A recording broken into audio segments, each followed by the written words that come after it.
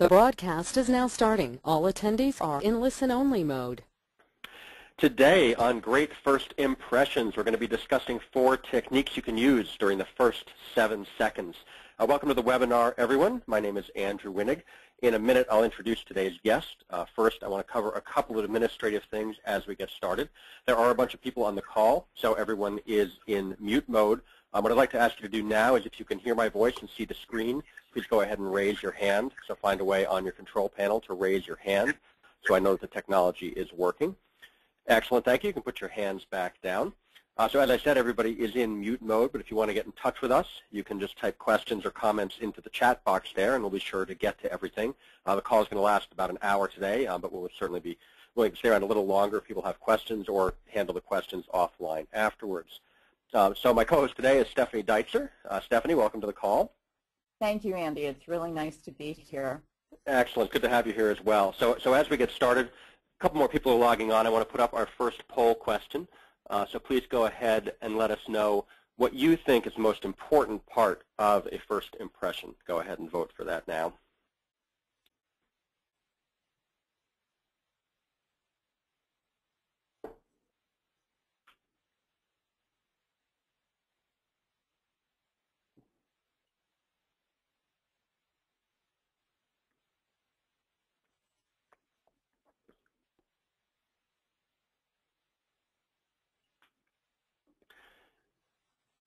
Excellent. Thank you, everyone. We have an even split. I'll quickly share the results of that. It's funny when it ends up being an even split across the board like that. And I think we'll be talking, now, you know, all these things are important as we talk about first impressions and we're talking about all of them.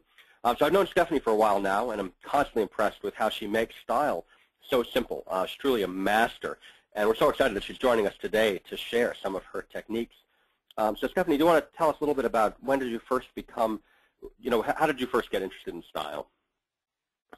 Well, I was the granddaughter of an Italian tailor, and I learned to sew at the pedal of a wrought iron pedal, cute graphic, of my grandfather's sewing machine. So even as a child, I was rather opinionated around style and quality and that type of thing, proper proportion. I started out as a child organizing my mother's closet, giving her my opinion on the shoes she was wearing. She was always very stylish as well, but I was opinionated as a child. And then, you know, right on through helping friends through high school dress. Definitely when we were doing interviewing in college, I coached my roommates and mixed and matched the suits that we all had. Fortunately, we were around the same size, because usually college students don't have more than one suit, and you do have more than one interview. So, true. And then just, you know, continued with my love of style from there on in. That's great. And so when did you start? When did you start kind of applying your style to the business? When did you first become aware of style, kind of in the business world? Well, I guess I noticed it even, again, back in my childhood, where my father would dress for the office in the morning, and he always looked so handsome. He wore Hickey Freeman, which, you know, was a very nice brand, and back then was very nice. So he always looked great, and I just noticed during my years at corporate the difference that people who were more put together, just the level of respect and the way they carried themselves and that type of thing. So. Excellent, great. And Stephanie's always horrified when I talk about my style because I knew nothing about style, and my wife is actually the one who redid my wardrobe and got me interested in understanding a lot more about style. And it was interesting to me, I mean, because my background is more on the verbal communication side. You know, Stephanie works with kind of how people look, and I like to work on the way you sound, you know, what people say. And so when I talk about style, I think kind of that style that draws people into conversation. You know, what people say that we find compelling. And the first elevator pitch that I heard that I found really compelling was actually a guy who just stood up and said, you know, I do insurance for lawyers, and sat back down. And the interesting thing for me about the style for that was that it was so clean and so precise, and it generated such a firestorm of interest in him and the kind of work that he was doing. That was kind of how I got interested in powerful communication and how how people could communicate about their business. And it's been really eye-opening to work a little bit with Stephanie and kind of understand her side of things, and that's why I'm excited to give both sides of that today, kind of the verbal and the visual, as we talk about first impressions. We talk about all the things that are important as you make a first impression. And Stephanie, you want to talk a little bit about kind of your view of first impressions and how important they are, and that sort of thing. Sure. Studies have shown that you have 7 to 17 seconds to make a first impression. That is a short period of time. And if you make a good one, you're in pretty good shape because it takes 18 encounters to change a first impression. Really? Now, yes. So the interesting thing, though, Andy, is studies that were done by a professor emeritus from UCLA have shown that there is a breakdown of elements of a first impression. And I think this is partially why you put the survey up, to see what people think it might be. But 55% of your first impression is based on your appearance. And your appearance has to do with if you have a smile on your face, your posture, your overall demeanor, as well as your attire. 38% of your first impression is based on the sound of your voice. So it would be the pitch, the tone. If you have a heavy accent, if you have a speech impediment, it's based on sound.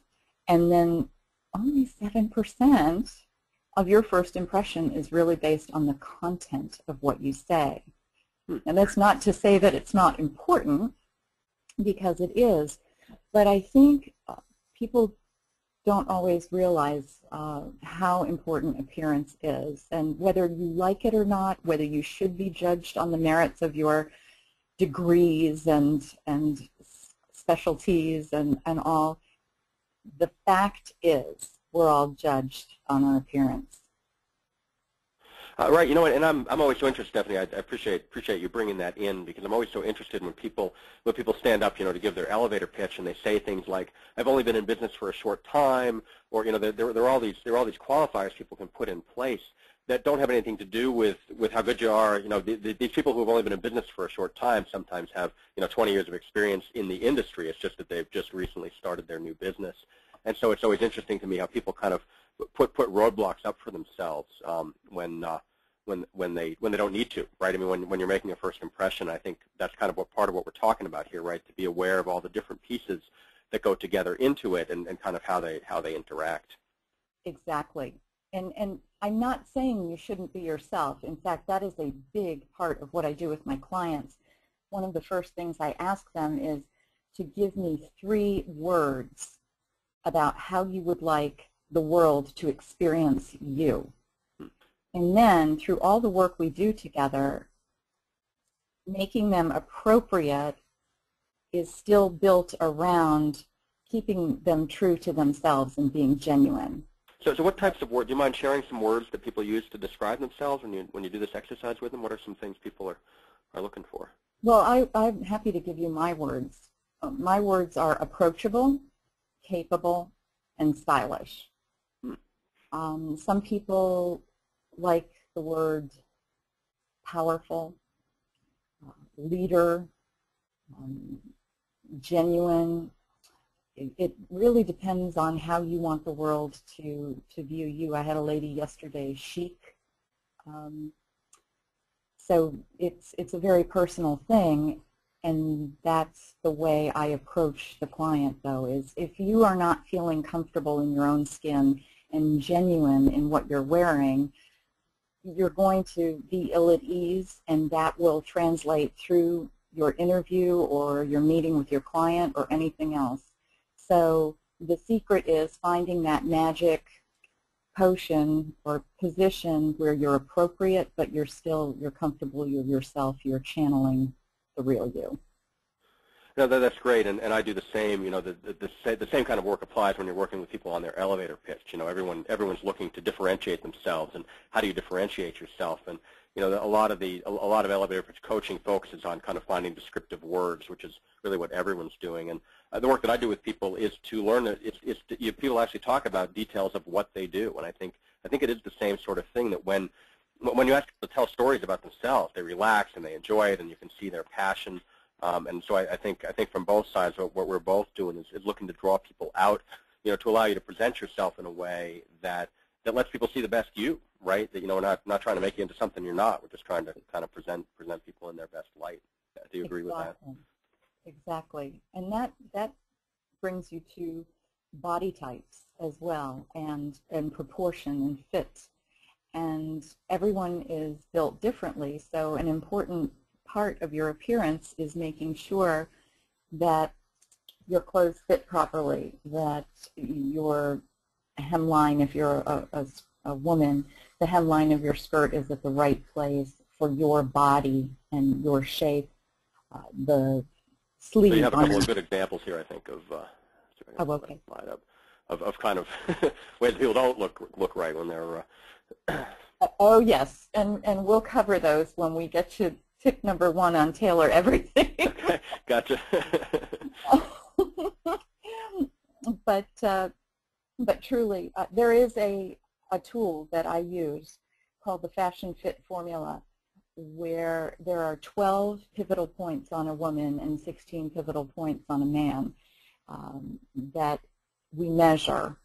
And from there, we feed it through a computer program, and it will spit out the proper 3 sleeve lengths, 3 jacket lengths, pant lengths, if you're a woman, capri, skirt lengths, etc., that are appropriate. With men, it also includes the type of shirt collar, the width of the lapel, and the size of the tie and the tie knot that Wow. you should be wearing in proportion to what your own body is.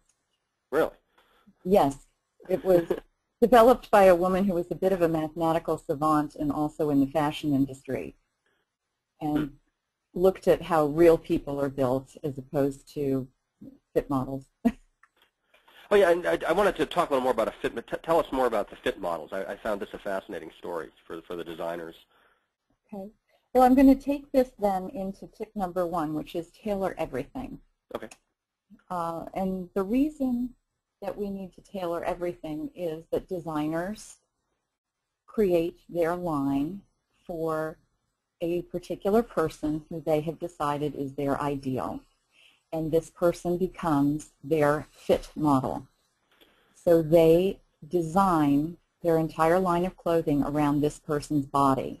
And so this is an actual person, you're saying? This is an actual person. I've met a couple of fit models, and the man who is Ralph Lauren's fit model for the polo jeans line is a very nice man. That much I can tell you. But truly, I think men understand better than women that when you buy suits, some of the nicer suits, the pants are not even hemmed, period. Sure. They're tailored specifically for you. And when a man buys a suit, he expects the tailor to come out and take a look at it, see if there's anything that needs adjusting.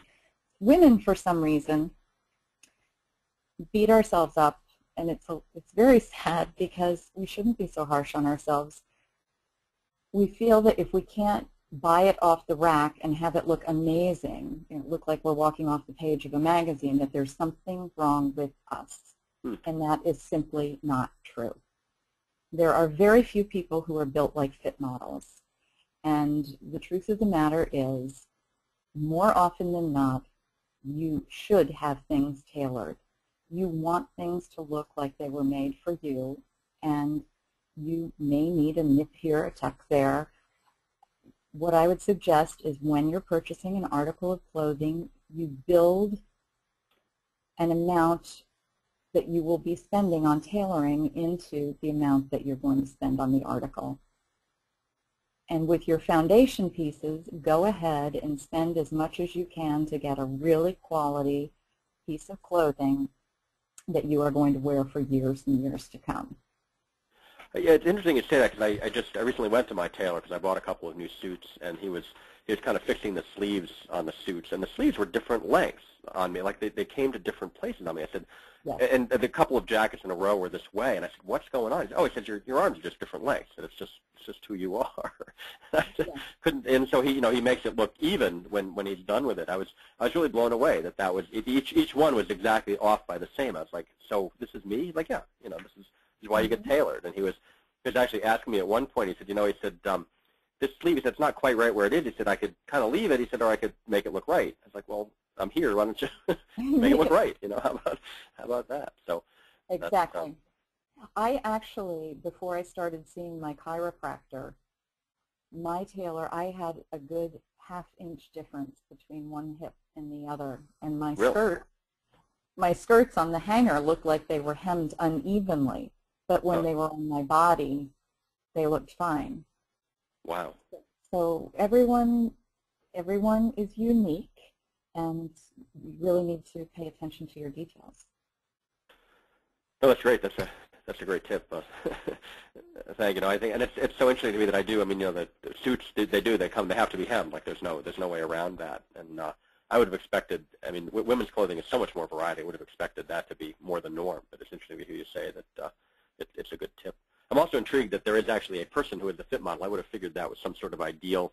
I would have figured it was a mannequin somewhere that they had as their ideal, but it is actually a person. That's very intriguing. I don't know how you would catch someone's eye as a fit model, but that's very cool. You need someone who's going to raise their arms, put them forward, put them back, sit in whatever the article of clothing is, move around, see how the clothing actually works on the body. Oh, gotcha. So they need gotcha. Okay, interesting. Mm-hmm. Interesting.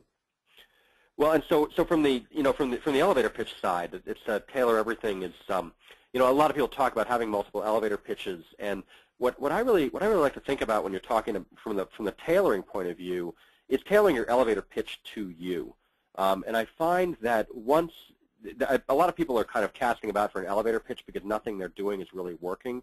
And I will tell you that once you find the thing that works, once you find the phrasing and the approach and the stories that actually get people's attention and cause them to want to talk to you more, there isn't as much need to change the elevator pitch every time you go somewhere, because what we're really looking for is that universal appeal kind of thing that when you're doing your elevator pitch, you don't know your prospect yet. So you're doing that work to create the emotional connection. And once you find that emotional connection, you're not going to change it much. I mean, you can tinker with the pieces of it. But I think from the point of view of what we're talking about here, the tailoring it is really making it yours, right? And I mean, I'll never forget back when I did theater, I was trying to practice monologues. Like you'd pick up a monologue and try to do a monologue for auditions and those sorts of things. And one time I was doing an improv class and I had to do a monologue off the cuff, and it was one of the best monologues I've ever done because I owned it. It was me. It was words that I wasn't trying to create. I wasn't trying to use someone else's words. I was using my own words in my own way. And so I think that similar to the way Stephanie's talking about, my arms are different lengths, and kind of have to know who you are, know the way you like to talk, and really tailor the elevator pitch to be something that you feel comfortable talking about and brings out the passion and the good work that you do. So that's what I like to talk about from the tailoring side. And did you have anything else to add about tailoring, Stephanie? Not really. It's just Okay. a very valuable tool that you have at your disposal, so you may as well make friends with your tailor. Yep, absolutely. That's great. So we're going to go quiet for about 15 seconds. Just like to let everyone think about kind of tailoring, how often you go to your tailor. What stuff could you bring to your tailor? What stuff have you bought that hasn't been there yet? And what are you doing with your elevator pitch that doesn't really feel like you? Are there ways that you could make that more you? So I'm just going to give you about 15 seconds to think about this tailor everything idea. Then we're going to move on to our second tip.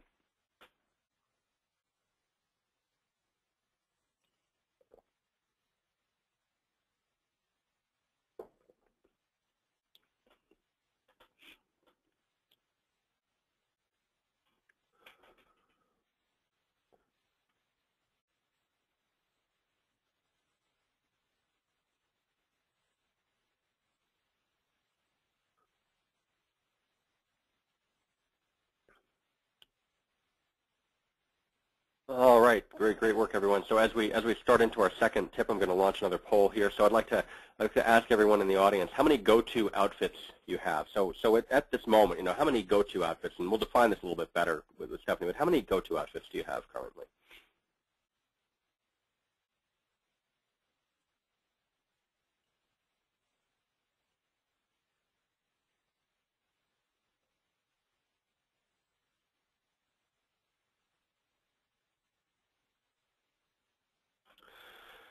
That's good. We're unanimous, Stephanie. Everyone's in the 2 to 4 range. So, so I want to start off. Talking here. Stephanie already mentioned a little bit about kind of foundations, and I want to switch it up here. I'll talk first about the elevator pitch, and then we'll let Stephanie talk a little bit about kind of foundation in the in your outfits. But a lot of people that I work with, and a lot of people that I don't work with, talk about winging it. What's your elevator pitch? Well, I just kind of make it up as I go. And I think there is some what I think people are really saying when they do that is that you don't like to be locked into a full script, right? You don't want to make it sound like you're being scripted. But the thing I'll say about that is that I heard a really nice distinction recently that somebody was talking about winging it, but what they were really talking about was taking a modular approach, right? Their version of winging it was they had a bunch of stories that they knew and had told a lot of times, and so their version of winging it was to pull in these stories that they knew how to tell and were comfortable with and told them in a particular order that made sense in the moment. And so I think that when we talk about, the tip we're talking about here is kind of a modular approach.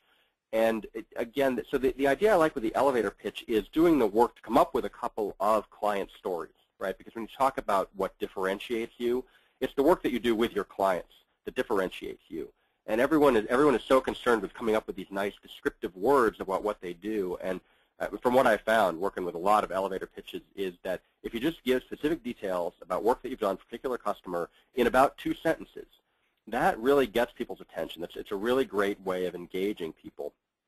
And so again, what we're talking about here is having, I talk about go-to stories, the same as go-to outfits. And what we're talking about is having a couple of go-to stories that you know that they work. And so when you do an elevator pitch, you're in a situation where you're not really winging it, but you can draw on your experience. And the place this becomes really powerful is that when you're talking to someone one-on-one, what you're looking to do is move the conversation in a way that makes sense for them. And if you have 2 to 4 stories that you know how to tell well, depending on what they say, you can choose the right story. If they're looking for this sort of thing or looking for that sort of thing, you have a couple of arrows in your quiver that you can pull out and use because they're already there. And so I think the second tip that we're really talking about here is having this kind of basis. Stephanie made reference to foundation pieces, and I think that from an elevator pitch, I hadn't really called them foundation pieces, but one of the things I like about doing these sorts of webinars is you get this kind of cross-fertilization. And I think there's a nice element to foundation pieces to your elevator pitch. So when you go out to your elevator pitch, you have a couple of things you can depend on. You know that they get people's attention. You know that they create the right kinds of conversations. And so that's kind of those are kind of my ideas from the modular approach kind of thing from the elevator pitch. Stephanie, you want to talk a little bit about modular approach for clothing? Sure. I am a big proponent of what I call the sustainable wardrobe. Mm-hmm. And just like sustainability is very important right now with people going green and trying not to use any more than they need to, etc., it is the same way with clothing. You don't need a wardrobe just full of pieces of things that you don't wear. The rule of thumb is that we wear 20% of what's in our closet over and over. So if you have foundation pieces, core pieces that you can go to all the time, those are the pieces that you would want to invest in. So for example, I will use women's business and business casual for an example.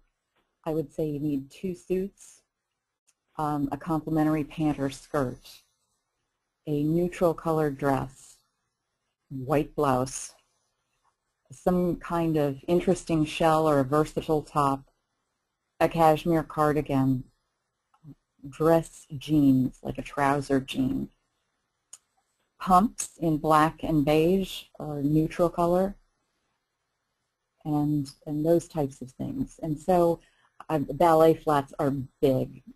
I have had people ask me if they can commute in sneakers. Absolutely not. So that's just a big no-no. On your foundation pieces, spend as much as you can and get good quality, because these will be your workhorses. And these are the pieces that you're going to have long term. And even if you're spending a lot, if you look at how many times you're going to wear them and you divide it by the number of times you're wearing them, you are getting good value out of a high quality item. Where I tell people to play around and try different places at different price points is in your accessories. And you can change an outfit completely by changing your accessories.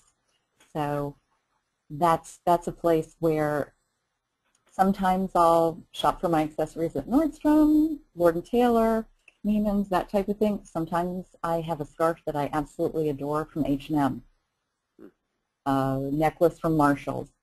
It's all about having things that look like they're good quality and mixing and matching them to your advantage.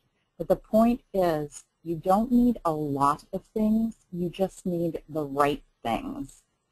And especially in business, you can have an on-budget, on-trend wardrobe that will last you a very long time with just simple seasonal refreshes, and years and years. So that's my point of view on sustainable wardrobe and modular dressing. Great, no, and that I think there's something comforting in that you don't need a whole lot of clothes. It's about having the clothes that you can mix and match together. That makes sense, right? I mean, that's a very nice way of looking at it. There was actually a study, Andy, that one woman in London and a colleague of hers at the same ad agency out of New York City did, and it's called 6 items or less. And I know that proper grammar is 6 items or fewer, but they called it 6 items or less. That's what it is. They tested each other to wear 6 items of clothing or less as their foundation pieces. Yep. For a month. They were allowed to accessorize any way they'd like, but that's what they were to wear for a month. And the one gal said that she actually wore the same exact outfit 4 days in a row, and it took until the 4th day until someone noticed. Really?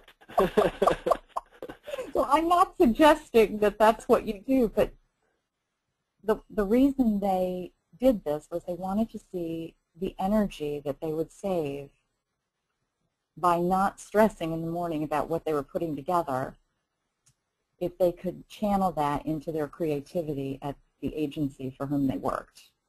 Interesting. So I think that's an interesting study. Well, and I think that there is when you talk about, so you've been talking about foundation pieces, kind of finding the pieces that are high quality and that work. I think there is value, and obviously someone can come to you for help with that. But do you have any ways? How do you know when something is kind of right? How do you know when something is a right foundation piece? Well, there are certain things in business. I mean, you have to know your audience. Yeah. Right. If you're working for an investment bank, you may have different core pieces in your wardrobe than if you're working for an advertising agency. Yep. Now, there are some things, black pants, face it. Every woman should have a pair of black pants. Yeah. Okay.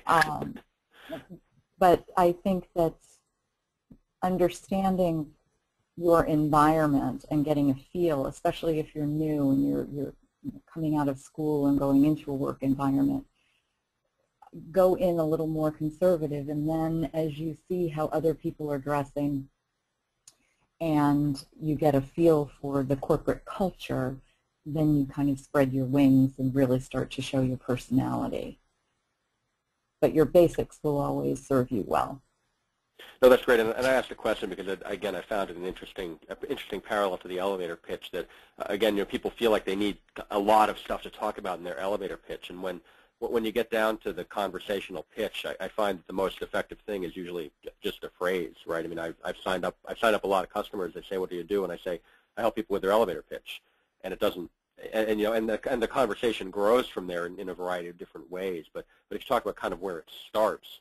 It starts from a very, very, very simple place. And that's not to say that it didn't take me a long time to come up with that, right? I mean, I especially think of the pressure coming up with an elevator pitch about elevator pitches. But the idea is that the idea that I hear in kind of what you're saying is that there is a way of kind of getting control of this, right? So that you kind of know what you're doing, you kind of understand where it is, you understand what pieces work, Right. and you understand how it all fits together, which really kind of reduces the stress. Right, and that's where your go-to outfits come in that you had mentioned earlier. I always suggest that my clients have at least 3 go-to outfits for business and 3 for casual. Okay. So that when the alarm does not go off and you have that meeting with your manager and a client or whomever else, you wake up, you can go to your closet and you choose bing, bing, bing, and you put it on, you know it looks great, you walk out the door and you're confident. And this brings me to one of our favorite points, doesn't it, Andy, the 4 Bs and test driving your outfits. Great, yeah, please tell us. That's great.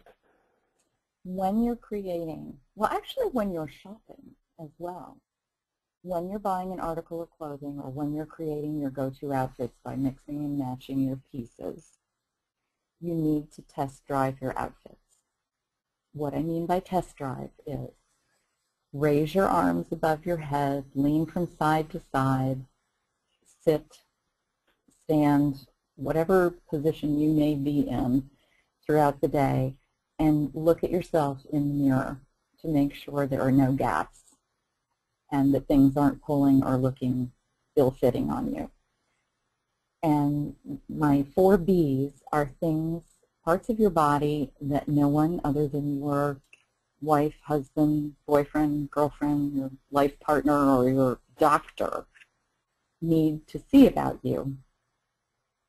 And those include your bottom, your back, your belly, and your bust. So any of those parts of your body are totally inappropriate in the workplace. Gotcha. And frankly, I think a lot of them are inappropriate on the street. But as summer approaches, things change, but definitely in the workplace, it really takes your credibility down a number of notches, and it's more skin is less credibility.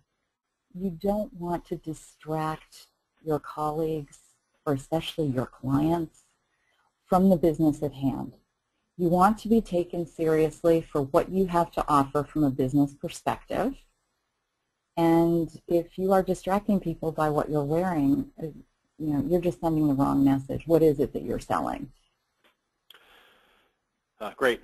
Thank you. So what we've been talking about here is our second tip, the modular approach. Once again, I just want to go quiet for about 15 seconds. Stephanie and I will be talking about, if you have more questions about this, again, this is a good time to put them through. And if you want to talk to us, we'll talk about kind of the special way to get in touch with us a little later on in the call, especially for people who are on this call. We appreciate you being here. But for now, just think about the modular approach, kind of how comfortable you feel with kind of your foundation pieces, both in your wardrobe and in your elevator pitch as you do your prospecting. And so just think about those. You can feel free to send any comments or questions through the chat box. We'll give you about 15, 20 seconds to think about that.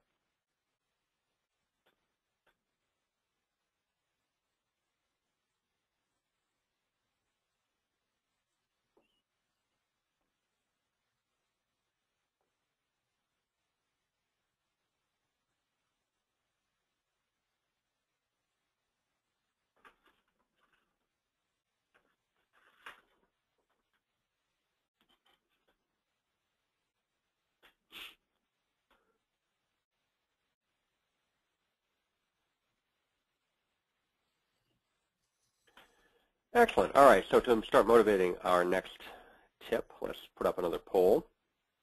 So, so the question we're asking now is, how often do you get all the details right? So let's just let us know, kind of in your work that you do, kind of how often do you feel like you get all the details right?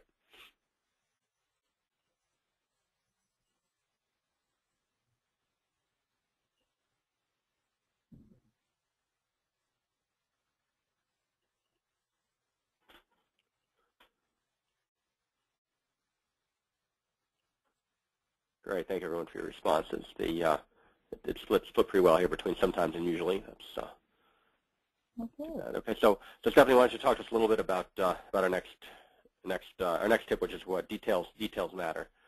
Details matter. They do, and another great graphic. I love that. I'm actually at a marketing conference right now, and one of the quotes that my friend who's running this conference uses in every one of her conferences, and I use in every one of my talks, is how you do anything is how you do everything. And I think that's just brilliant. So that means that if you pay attention to the details, you in your appearance, in your image, in how you present yourself, that it most likely follows through in the rest of your life. So if you have an organized, well thought out, current appearance, chances are those people you work with and the higher ups will assume that your work product, your work ethic, and your contributions would be the same. A couple of things that I always tell my clients are, don't underestimate the power of the blazer in the workplace. You may not love wearing blazers. You may not need one every day. Say you're an architect. You don't need to be wearing a blazer while you're drawing or on the computer or whatever. But it's good to have one in the office, because you never know when the client's going to call, and at the last minute you either need to go on site or they're coming in, and there is a certain level of authority with a structured blazer that it's just undeniable. So I would always keep one at the office even if you're not wearing it. Frankly, after being in corporate for so many years, I feel naked without one. So customarily I have one on. But to each his or her own. It's just good to have one on hand if you need it. Other details, we talked about proper fit. Things should be in style. Again, I would say they should be current and on trend, a nod to the trends of the day, but I wouldn't let the trend wear you. So not trendy, but on trend. And you wear the trend, it doesn't wear you. Again, we talked about appropriate proportion. And what I'd like to point out is that if you wear a color that flatters you, it just lifts you to the next level. So take the time to play with color and then add a splash of color, especially up toward your face. If you're wearing grays or blacks or whatever else, it just helps to either have a pretty scarf or some jewelry or your tie. It can lift your whole face. I would make sure that everything is well maintained, and this goes for you as well as your clothing. So let's talk about polished shoes and no threads hanging from any of the clothing.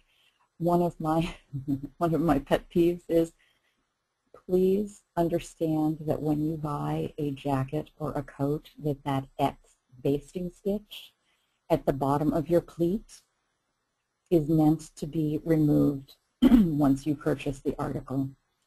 It's only there for shipping. It's only there to keep the pleat from opening up and being torn while it's being shipped from place to place. Excuse me. It should not be on your clothing when you're wearing it. Likewise with the black tags that say whatever your scarf or your tie or your pashmina is made of. If it will catch someone's eye you should remove it from the scarf, because what will happen is the person's eye will be drawn to that black tag rather than to the beauty of the article that you're wearing. So as far as your own personal maintenance, good grooming. I was recently at an event, and I cannot tell you the number of women who it looked like they had not pulled a brush through their hair at all. And I was shocked. So first of all, no wet hair for anyone, man or woman. Make sure it looks like a comb has gone through it. Nails, men and women, should have clean, well-filed nails. And just obviously brush your teeth. For women, I would say light makeup. Look like it matters to you, what you look like when you walk out the door, because details matter. People notice things. Is that helpful, Andy? Oh no, I think that's great. No, it's just causing me to think about it's causing me to think about a couple of things. I mean, when I do my coaching with clients, I'm very careful to call people exactly the time that I'm supposed to call them, and I find time and again people are surprised that I'm calling exactly when I'm supposed to be calling them. And I think that I love your quote. How you do anything is how you do everything. That especially with some of the work that I do is time management work, and so if I'm not, if I'm not being respectful of people's time, that says a lot about me right from the start. And so I think that, this is the kind of stuff that, when I work with people, who are interviewing, right, I encourage them not to talk so much about how on time they are or how dependable they are. I encourage them just to show up on time for the interview. In fact, show up a little early for the interview. Why not? And that I think that's along the same lines of what we're talking about here. That when you're taking care of all the little details, you don't have to be a perfectionist about everything, right? I mean, I love this guy clipping the lawn. That particular blade of grass needs to be shorter. But on the other hand, he might be exactly the right kind of person to take care of this kind of house, right? And so you just never know when what you're doing is speaking so loudly that people won't really be hearing what you say. And so from the other side, I do encourage people that your actions speak. Showing up on time and being well put together, and I think all those things do matter. I completely agree. Yeah, and I think that part of the detail too is that when you're at a networking event, it's being prepared. That there are opportunities there. I meet a lot of people who are really just walking past opportunities because they're not prepared to kind of start that conversation that you want to start. And again, what we're talking about here is you kind of have that first 7 seconds. Some interactions don't last more than 7 seconds, but in that 7 seconds you'll decide whether someone is going to come back to you or not. And I had an interesting case the other morning where I was at a networking event, and this guy said to me, what do you do? And I said, I help people with their elevator pitch. And that was the extent of it at that point. We kind of moved off to talk to other people, but he circled back around to me. He said, okay, so you're kind of a sales consultant? I said, no, actually. I said, I teach people elevator pitch. And I said, that's what I do. I work with that kind of first interaction, how you engage people in that first conversation that then leads to more of the sales process. But I don't teach the sales process. I just teach the elevator pitch. And he's in the process of signing up for what I have because it is that clear. And so I think there is that element. My previous, in several previous versions of my business, I would have started in all the other coaching that I do. So you do sales coaching. Well, I can do that, or I can do this other thing, or I can do this other thing. And it was interesting how the clarity of I do elevator pitches really caught his attention and brought him back. It brought him back around. And so I think that's part of what we're talking about here in those 7 seconds. You're well put together. You've thought through what you're going to say, and you have things to say that are going to create the right results. I think that's really what we're talking about from the details point of view. Does that sound like it's in line with the kind of stuff you're talking about, Stephanie? Yes, absolutely. Great. Cool. So once again, our third tip here is details matter. And what I'd like to do is, again, go quiet for about 15 seconds here and let's think about the details in the work that you do. Maybe I don't know what it is. Maybe it's about how you dress. Maybe it's about how you speak. Maybe it's about when you show up to things. But think about a couple of details in your life that maybe you're not paying attention to that you could start paying attention to that might really give a different first impression of you. So once again, we'll go quiet for about 15 seconds. let you think about which details you're really going to focus on now. Andy, yeah. before we go quiet, can Yep. I just throw in one more detail that Absolutely, sure. I think really, really matters.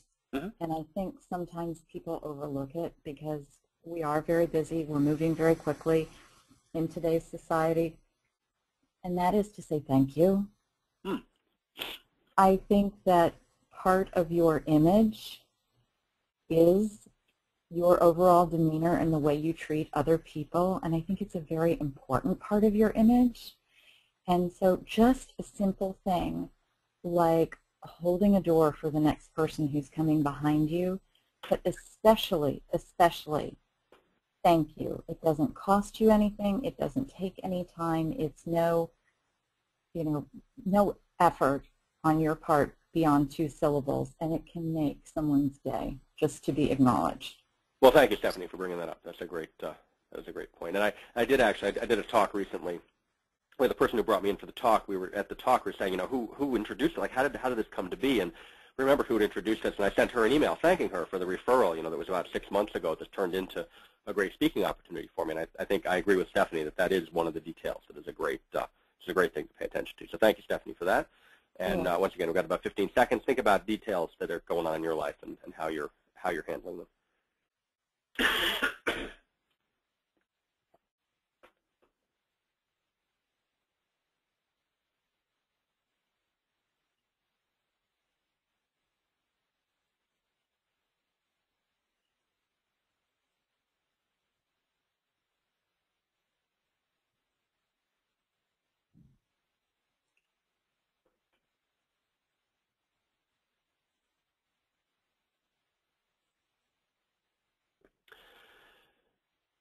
Excellent. So as we move into our fourth and final point here, thank you all. What we're going to talk about now is replicating success. And it is interesting. I've been learning more and more about professional athletes, and there's a lot of talk about why are they being paid so much. And the interesting thing about the professional athlete is that they're working at such a high level that they really have to be exactly on every single time. Like, part of the reason they get paid so much is that every time a pitcher throws a pitch, you're throwing a ball 100 miles an hour towards a 17-inch wide target.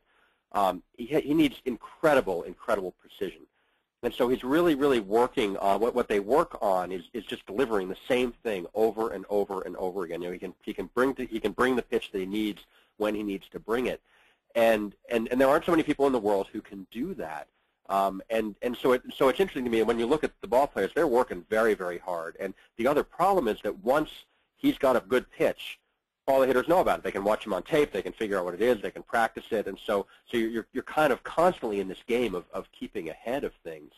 And so what this means for us in our elevator pitch and for our first impressions is to replicate success. And I don't think we need to do it at the level, that you're throwing a ball 100 miles an hour.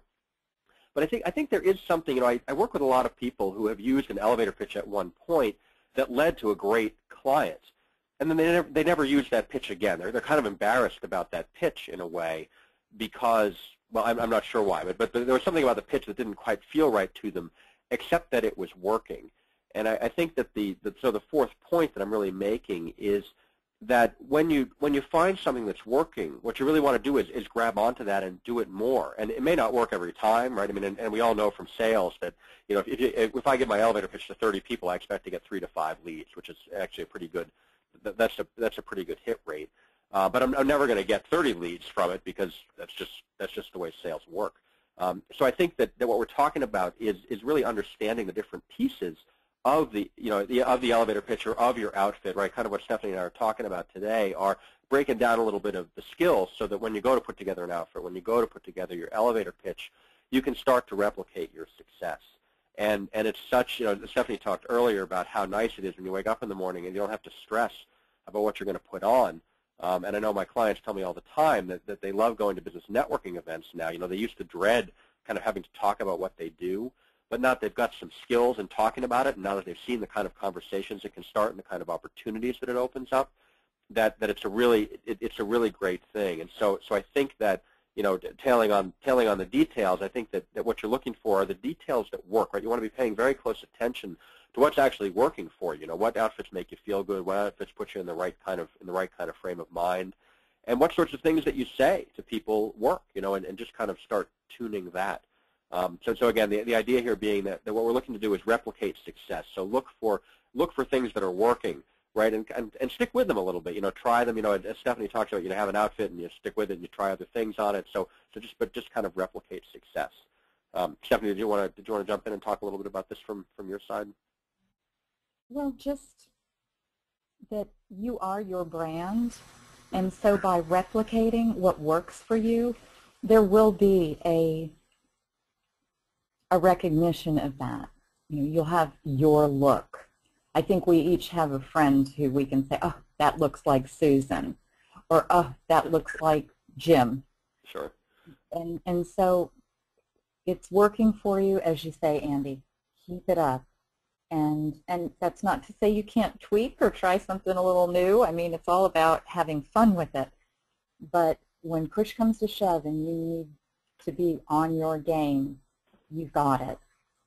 One thing I will say is that if you are in an interview situation, whether you're being interviewed by a client in a competitive situation with another firm or this or that, or whether you're interviewing for a job, I would just remind people that the people you're meeting with are thinking, this is as good as it gets. They're going to think that you've been preparing for this, just like you would a first date or something.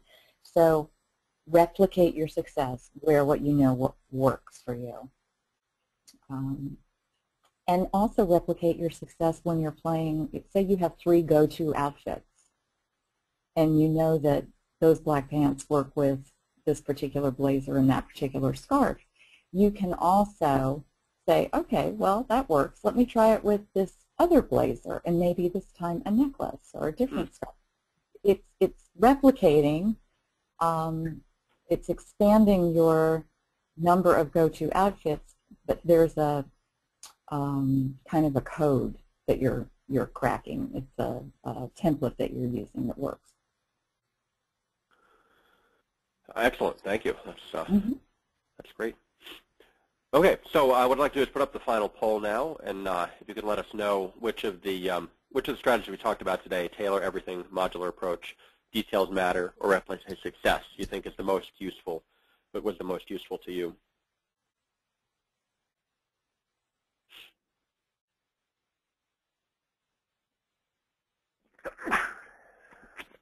Excuse me. Thank you. Excellent. Thank you as always for your feedback. And I will say that when we close off the webinar, there will be a survey that comes up. And Stephanie and I definitely appreciate you taking that survey. Just let us know how things are going. These webinars are really for you, and we like to offer things that you find valuable as you go through your workday. So once again, what I want to do is kind of wrap up. I'd like to go quiet 15, 20 seconds now. Think about kind of the 4 things we talked about. I'd like to encourage each one of you to kind of write one of them down. The one you just picked is the most valuable. I'd like you to pick one thing you're going to do. Whether it's taking all your suits to the tailor, or picking a detail and making sure that that's solid from now on, or picking something that's working. I'd just like you to pick something that you learned today that you're going to implement over the next week or so, because that's really the way to you come to webinars. That's a great way to kind of increase your success and replicate your success. So once again, I get about 20 seconds to think about kind of what you learned today and what you're going to do to apply it in your working world.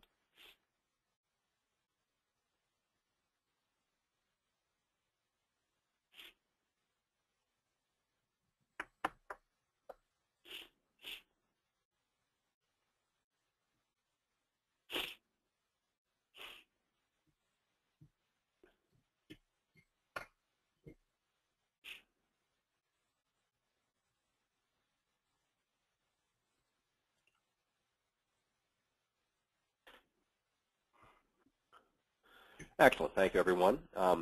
So Stephanie has graciously agreed. Anyone who's on the call today, if you have a particular question you'd like to discuss with her, should give you, a free phone call to kind of talk about that, and I, of course, will match that and do the same. So if any questions you have about the elevator pitch or anything like that, feel free to contact me. So our contact information is right up there on the screen.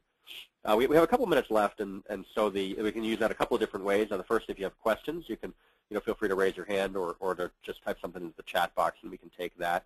So I'll give you a minute to kind of think of questions, and if not, we have a little bit more content we can go through.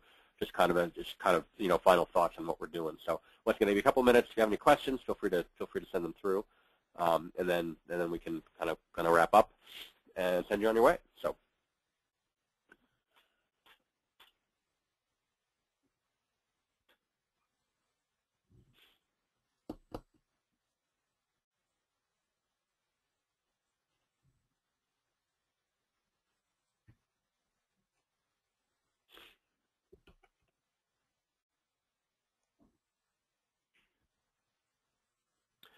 Oh, we got a question. Looks like it's kind of for Stephanie. So it's saying a lot of people actually have sweaters hanging out in the office. The temperature is never quite right. And Stephanie, you had mentioned kind of having a blazer handy. Do you think that you could kind of combine those two? Having the blazer could kind of keep you warm if you needed it, but also be a piece that would dress you up a little bit if you needed to. What do you think about that aspect of the blazer? If you have a sweater, it should be a stylish sweater. It should not be, an old sweater that you just leave at the office kind of thing. So you want it to be customer appropriate. So if you would be comfortable meeting your customer or your manager in that sweater, then that would be fine. But I would just caution you that a blazer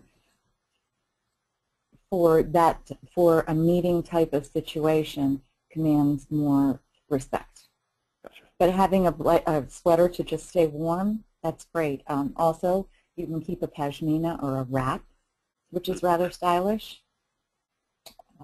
as well.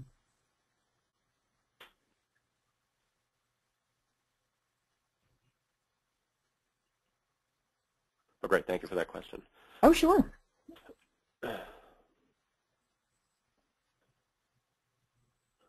right. So, well, Stephanie, we talked about kind of ending up. Again, if you still have questions, you can put them through. We can answer offline.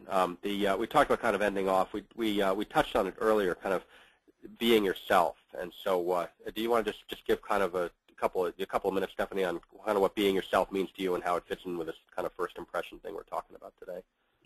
Well, as I said earlier, Andy, it's the same with proportion and what you're wearing as with what I call it, channeling in the way of your personality. If you are ill at ease or if your clothing isn't quite right, if the hem is hitting you in a wrong place or the blazer is ending at a wrong place in your body, someone will look at you and they won't know exactly what's off, but something is off. And as ill at ease as you are, it will make them ill at ease. And then, it kind of goes downhill from there. So just remember to be as comfortable and confident in yourself as you can be. And again, to have your clothing fit you properly and be proportionally correct so that visually you're pleasing and putting the other person at ease, because you want to be the best you, and I want my clients, everyone to be the best that they can be, inside and out. Great, thank you, Stephanie. That seems like a good place to end today's call. So thank you, everyone, for being on the call. Again, please fill out the survey, and if you're interested in time with either Stephanie or myself, you can certainly mention that on the survey, and we will get back in touch with you. Later this month on the Leadership Lunch, we're going to be talking about using the elevator pitch to motivate your team. So I encourage you, if you're interested, to join us for that. Thank you, everyone, for your time today. Thank you again, Stephanie, for being on the call. Thank you for having me. Have a great day, everyone. Thank you.